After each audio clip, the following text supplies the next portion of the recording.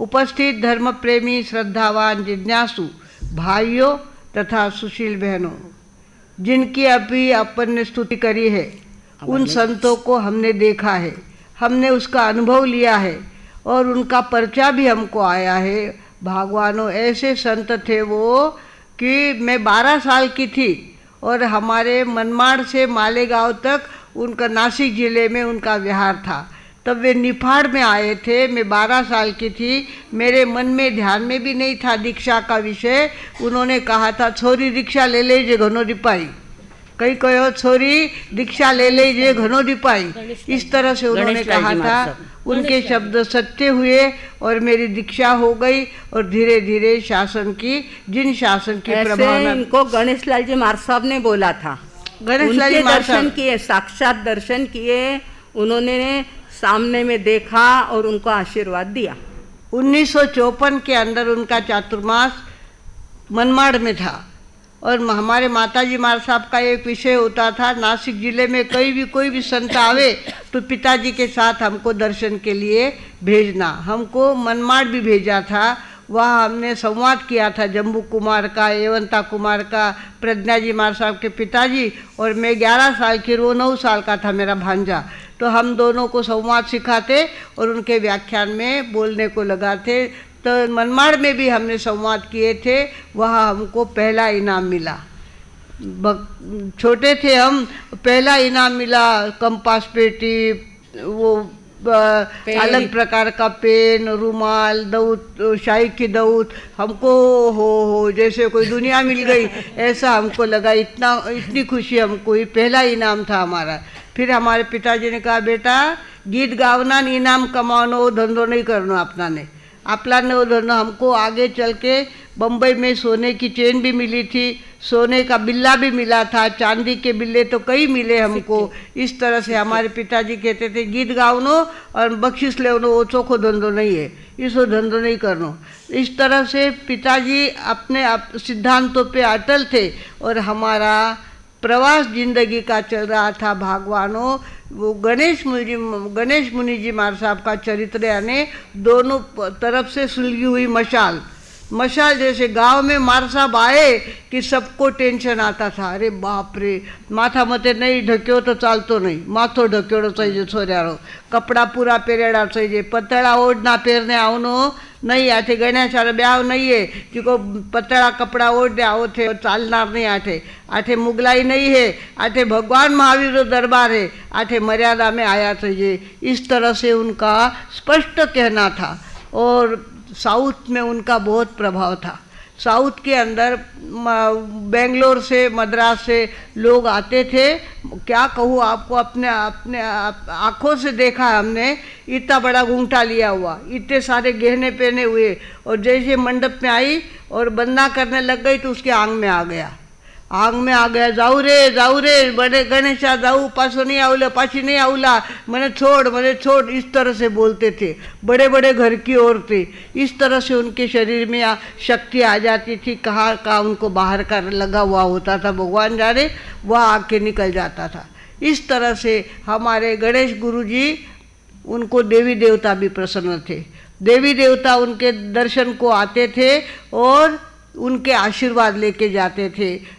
कोपल के अंदर माणकचंद जी साहब मुत्था थे, माणकचंद जी साहब मुत्था वो कोपल के रहने वाले थे और गुरुदेव को बड़े बड़े अच्छे लोग गुरुदेव का नियम पालन करते थे। उनको भांग पट्टी अच्छी नहीं लगती थी, पुरुषों के माथे पे गहू जितने बाल होने चाहिए, ज़्यादा बाल नहीं होने चाहिए, नखरे नहीं करने, किसी पुरुष ने नखरा नहीं करना, इस तरह से बाल छोटे होने चाहिए, खादी के कपड़े होने चाहिए, सच्चित जल नहीं पीना, कच्चा पानी नहीं पीना, गर्म पानी पीना, इस तरह से उनके नियम होते थे। तो माणिकचंद जी मुत्था ने सारे नियम ले लिए थे, उनको पर्चा आ गया था गुरुदेव का और उन्होंने सारे नियम ले लिए थे। और हुआ ये कि एक दिन 4 बजे उनके साथ दूसरे संत बहुत रहते थे, खास करके हमारे वसंत मुनि जी मार साहब, अब वे भी नहीं रहे, देवलोक हो गए वो। तो वसंत मुनि जी मार साहब 4 बजे गुरुदेव के दर्शन के लिए गए, सवेरे उठ करके दर्शन के लिए गए। तो गुरुदेव ने कहा कोपल रो माणकचंद हूँ ना के समाये गो के कई कहो वो माणकचंद कोपल रो समाये गो के।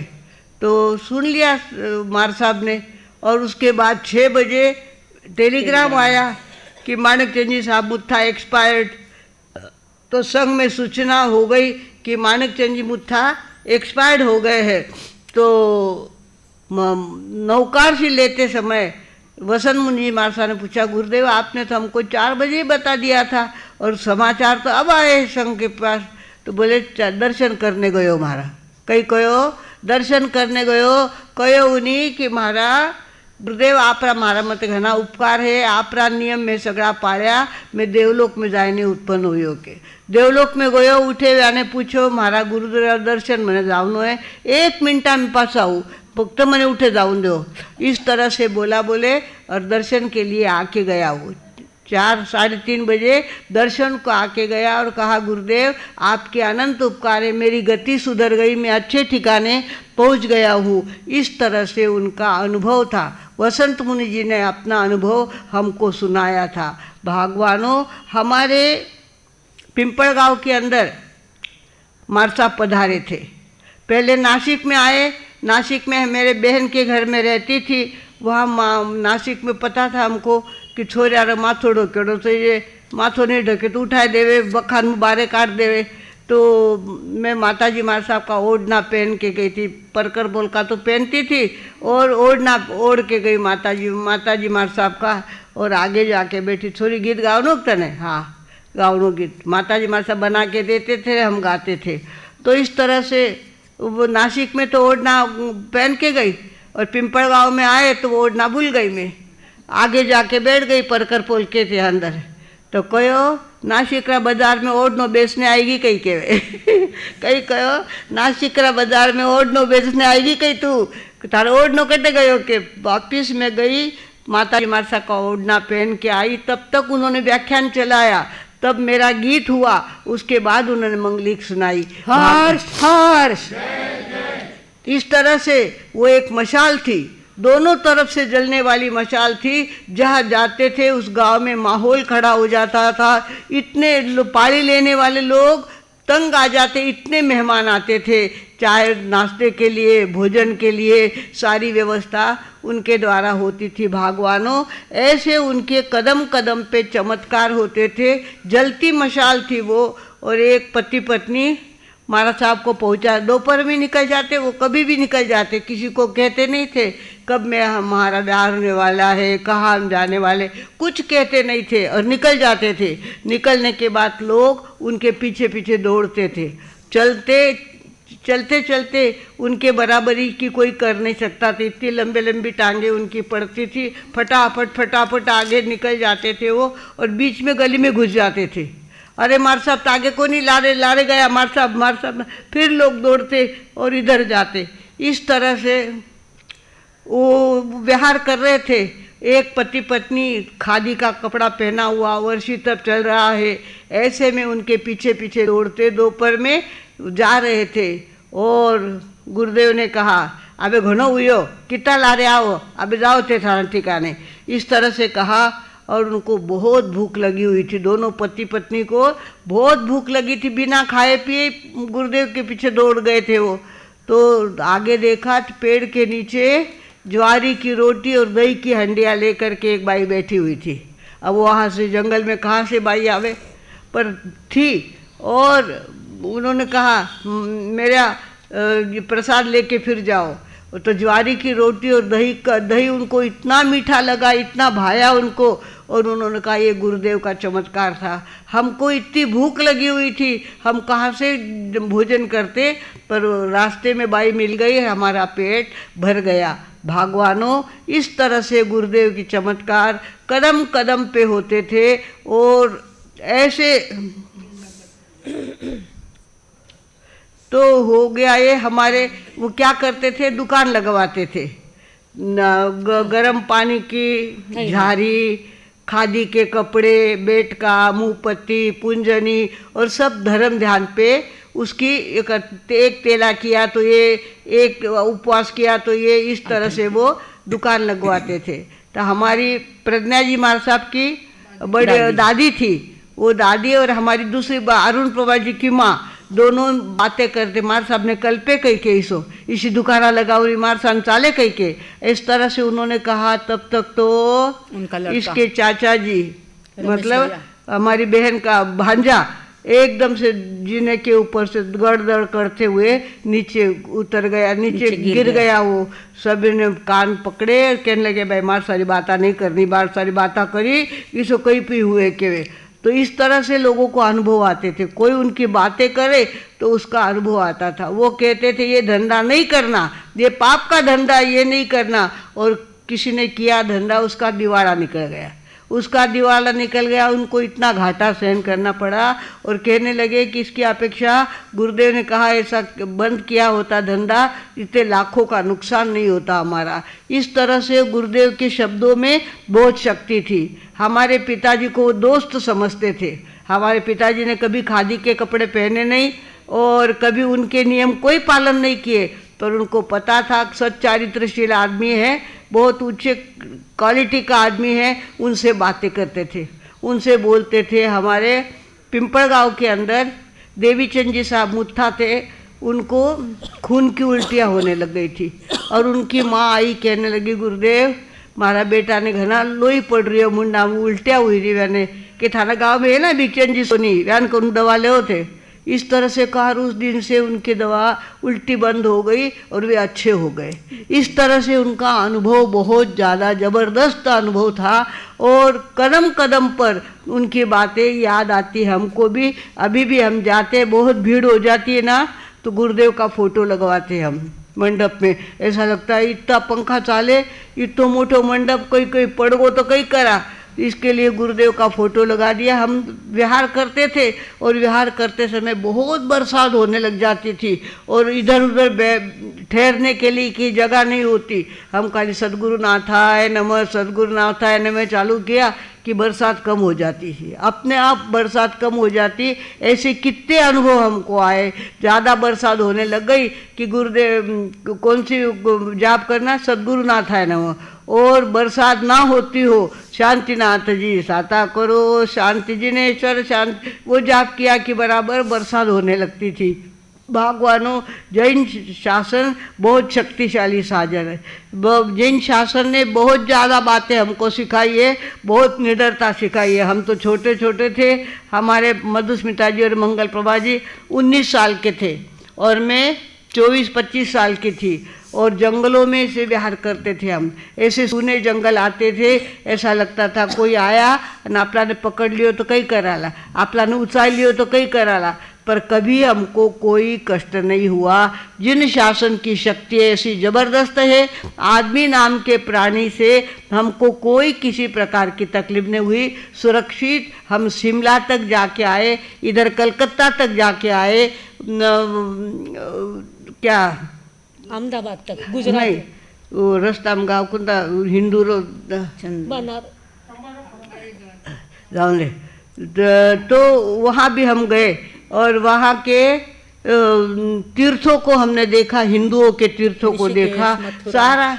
मथुरा, हरिद्वार, ऋषिकेश, हरिद्वार वहाँ भी हम गए और चारों तरफ हमने विहार किया है, हजारों किलोमीटर का विहार किया, पर हमको आदमी नाम से कोई तकलीफ हुई नहीं। हम एक स्थान पे गए थे, चीन के साथ युद्ध चल रहा था अपना 71 के अंदर, चीन के साथ युद्ध चल रहा था और लोग जासूसों को ढूंढते थे कि चीन के जासूस यहाँ पे आएंगे, हमारे लोगों को धोखा देंगे, कुछ ना करेंगे।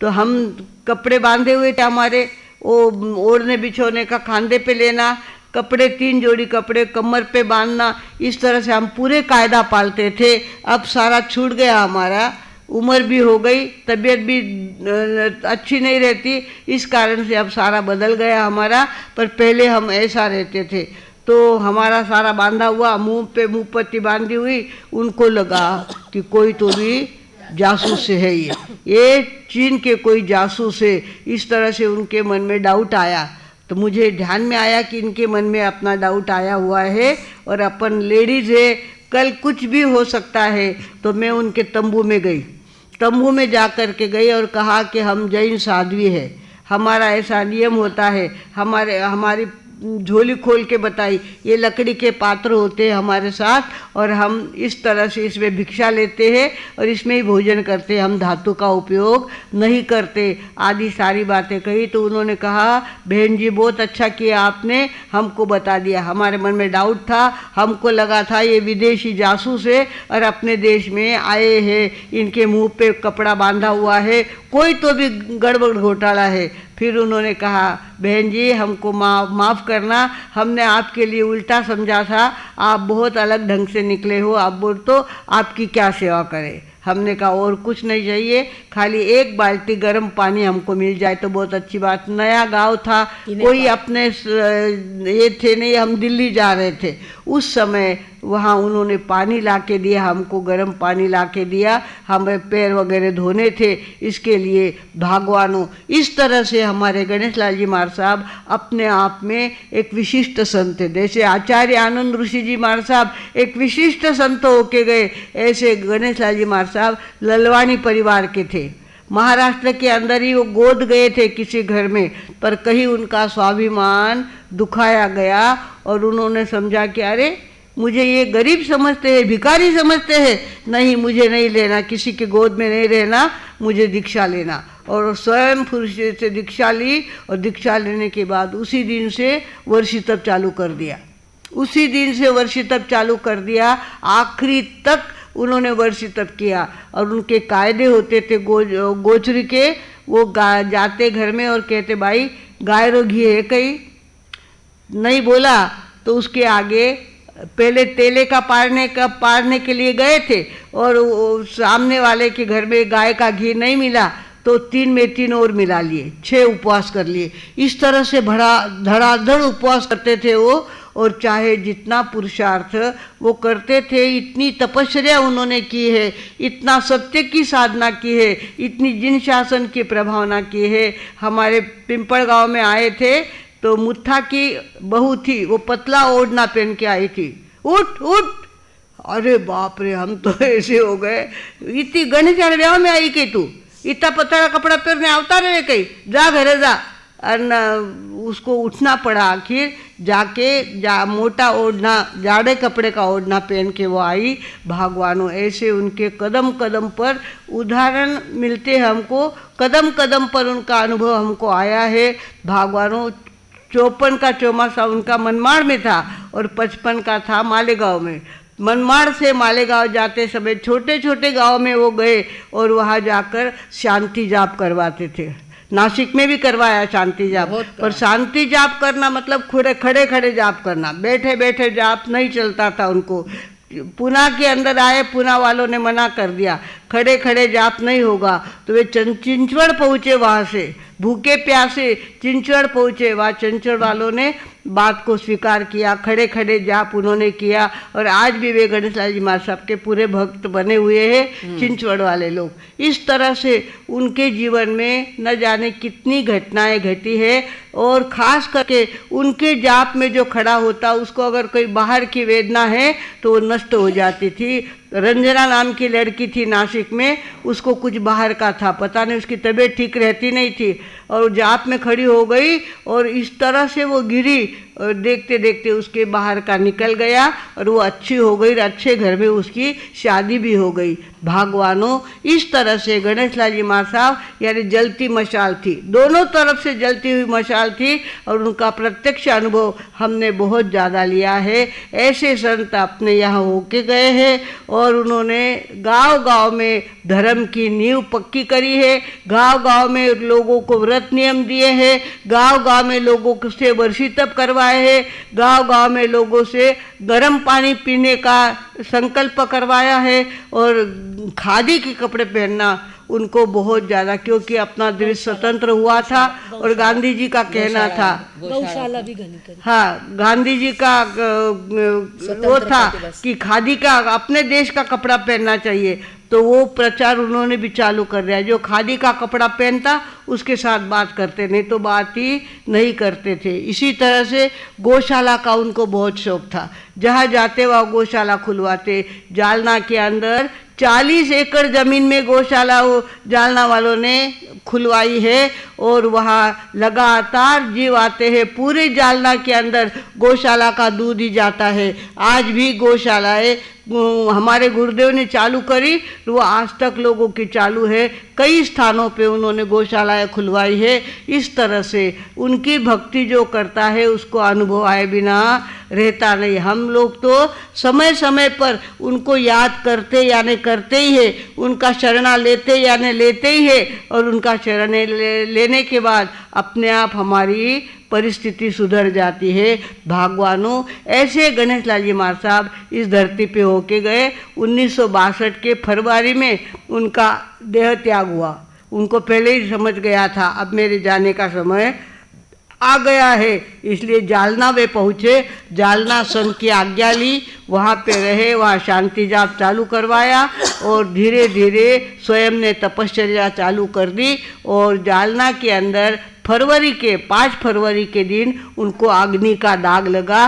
4 फरवरी को उनका देहावसान हो गया। भगवानों, ऐसे हमारे संत होके गए हैं एक एक रतन कि जिनका जितना भी गुण गाए उतना कम है। ऐसे गणेश लाल जी महाराज साहब हमारी धरती पे आके गए हैं, धरती पे होके गए हैं। आज भी उनके भगत कहते हैं वे 5वां देवलोक में है। उनके दिल्ली में हम गए थे, उनकी परम भक्त थी वो बाई। उसने कहा वो 5वें देवलोक में पधारे हैं। बोले 5वें देवलोक में आज भी वह है। उनका शरणा लेते हैं, सदगुरु नाथाय नमः इसकी माला फेरते हैं तो उसका अनुभव आता है। उसके सामने आया हुआ संकट दूर होता है। भगवानों, इस तरह से उन्होंने संकित की बहुत ज़्यादा प्रभावना करी थी। आत्मा को समझो, परमात्मा को समझो, तीर्थंकरों को समझो। फालतू पत्थर पूजना नहीं, फालतू देवी देवता की पूजा करना नहीं। और जहाँ जाते वहाँ से देवी देवता को निकालते, उनकी हिम्मत थी। अपने कुलदेव कुलदेवी सबको बाहर निकालने को बोलते, ये सारा बाहर निकालो। सच्चे तीर्थंकर वो है, उनकी भक्ति करो। ये देवी देवता की भक्ति नहीं करना। देवी देवता तो जन्म मरण करते हैं, वापिस मरते हैं, वापिस जन्मते हैं। और जो देव बना है आज वो कल एकेंद्रिय में जाएगा, वो कुछ भी करेगा, उसकी शरण नहीं लेना। शरण लेना तीर्थंकरों की शरण लेना। इस तरह से उन्होंने सम्यक्त्व भी लोगों का पक्का करवाया और मिथ्या तो लोगों से छुड़वाया। भगवानों, ऐसे हमारे गणेश लाल जी महाराज साहब के जितने भी गीत गाओ उतने कम है, और जितने अनुभव कहो उतने कम है। ऐसे संत यहाँ पे, मेरी दीक्षा 7 मार्च को हुई और 5 फरवरी को उनको दाग लगा था। उस समय 3 बड़े बड़े संत गए थे। अष्टग्रही चल रही थी उस समय। तो हमारे आत्माराम जी महाराज साहब पहले आचार्य, दूसरे गणेश लाल जी महाराज साहब नानालाल जी महाराज साहब के गुरु, उनका भी स्वर्गवास हुआ। और तीसरे हमारे गणेश लाल जी महाराज साहब फरवरी को वे गए, मार्च में मेरी दीक्षा थी। इस तरह से भगवानों, उनके अनुभव को जितना भी कहो उतना कम है। अभी यहाँ आपके सामने बोलिए, ऊपर जाने के बाद कई बातें और याद आएगी। उसले ओ क्यों चको तो क्यों तो चको तो इसी याद आएगा बार पर अभी जितनी आई याद होती माँ। हाँ, बहुत कह दिया। तो इस तरह से उनके आशीर्वाद हमारे साथ में है, जिस कारण से आज दीक्षा लिए मुझे 61 साल पूरे हो गए हैं। 62वां साल लग रहा है, पर हमारी जिंदगी में कभी कोई उपद्रव हुआ नहीं। सब प्रकार के शांति हुई, हमारे द्वारा प्रभाव न हुई। उसका कारण वे गुरु के आशीर्वाद हमारे साथ थे। भगवानों, इस तरह से अपने समाज में ऐसे गुरु भी होके गए हैं जिनको हम याद करें तो उनकी बातें खुटती नहीं है। ऐसी बातें हैं। ऐसे गुरुदेव के चरणों में हमारी बार बार वंदना सबकी ओर से करके मैं अब विराम लेती हूँ। ओम शांति।